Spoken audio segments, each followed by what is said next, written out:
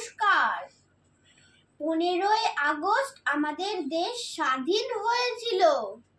1947 সালে 15ই আগস্ট আমাদের দেশ স্বাধীন হয়েছিল। যখন আমাদের দেশ পরাধীন ছিল তখন অনেক বিপ্লবীরা আমাদের দেশ স্বাধীন করবার জন্য প্রচুর যুদ্ধ লড়াই সংগ্রাম করেছেন এবং প্রচুর রক্ত ঝরিয়েছেন। অনেকে তো নিজেদের জীবন দেশের জন্য দান করেছেন।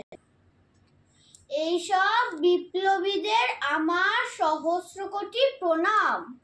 এদের জন্যই আমরা স্বাধীনভাবে চলাফেরা করতে পারছি। আমাদের দেশ হচ্ছে সকল দেশের সেরা। আমাদের ভারত মাতা হলো আমাদের মা, তাই আমরা ভারত মাতাকে অনেক সম্মান করি, ভালোবাসি।